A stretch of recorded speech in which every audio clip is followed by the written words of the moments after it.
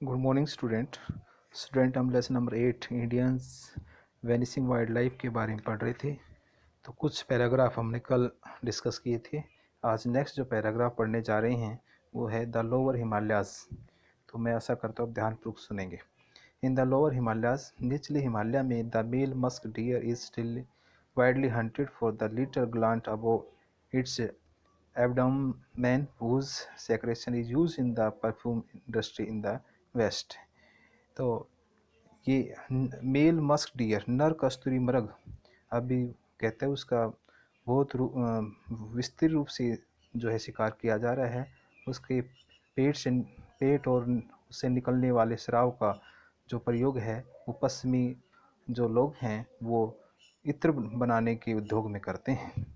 The barasingha with its magnificent antlers, और जो बारासिंगा है और शानदार जो मृग है, it's now mainly conflict to the Kanha national park in Madhya Pradesh. कहता है वो मध्य प्रदेश के जो नेशनल कान्हा पार्क है वहाँ तक ही वो सीमित हो रह गए हैं, अर्थात उसके बाहर वो कभी दिखाई नहीं देते। The common Indians leopard has now become so uncommon that 6 years ago it was moved into a highly endangered category। और सामान्य रूप से जो इंडियन जो लेपर्ड है, तेंदुआ है, has now become so uncommon, वो असामान्य हो गया है। और 6 साल पहले तो इसको जो है संकटग्रस्त जो कैटेगरी में डाल दिया गया था, अर्थात ये जो लेपर्ड है ये संकटग्रस्त, अर्थात ये बहुत कम बचे हैं, उस कैटेगरी में उनको रख दिया गया था। Down south it is any better, और कहता है दक्षिण में तो ये और भी इसका खतरनाक रूप है, वो अच्छे नहीं है, अर्थात दक्षिण में और भी ज़्यादा ये ख़त्म होते जा रहे हैं। The Nilgiri tahr faces extinction it's killed for its meat, और नीलगिरी के जो थार हैं वो कहते हैं लुप्त होने को जा रहे हैं, और it is called for its meat, it is killed for its meat, और इसके मांस के लिए इसको मारा जा रहा है। The chatter of the black faced Nilgiri langur is slowly falling silent, और कहते हैं अब नीलगिरी के जो ब्लैक फेस के जो लंगूर हैं उनकी जो कहते हैं आवाज़ है वो धीरे धीरे शांत होती जा रही है, अर्थात वो भी लुप्त होने के कगार पर हैं।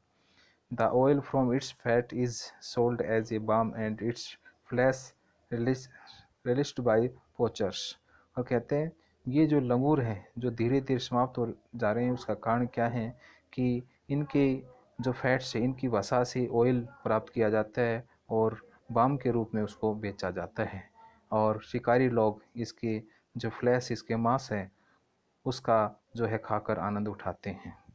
The Indian python has been mercilessly killed for its skin, और जो इंडियन पाइथन है, जो अजगर है, उसको भी निर्दयपूर्व मारकर उसका स्किन का प्रयोग किया जाता है, उसकी त्वचा का प्रयोग किया जाता है।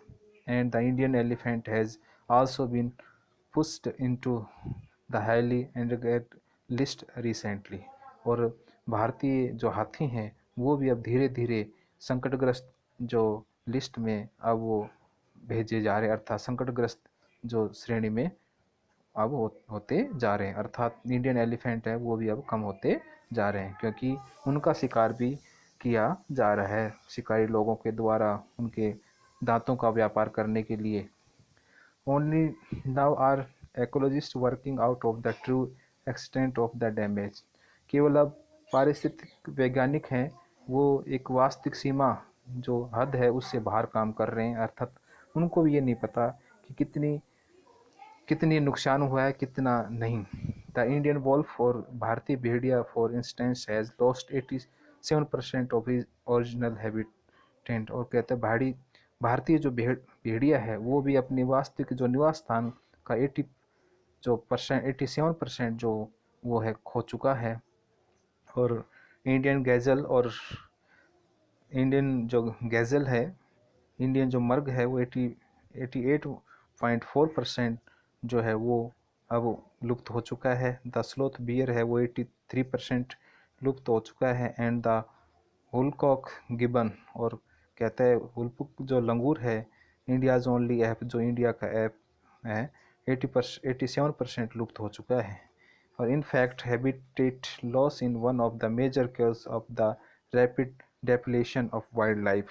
और बताया है कि वास्तव में निवास स्थान का नुकसान वन्य जीवों की तेज़ी से कमी का एक प्रमुख कारण है। तो आज स्टूडेंट हमने ये लेसन, इसका जो सेकंड जो पेज है वो पूरा आपको ट्रांसलेट करके जो हम बता चुके हैं। कल नेक्स्ट जो पेज आपका बच गया वो हम आपको पूर्ण रूप से जो है कल जो डिस्कस करेंगे। तो मैं आशा करता हूँ आज जो मैंने पढ़ाया है उसको आप ध्यानपूर्वक सुनेंगे। Thank you.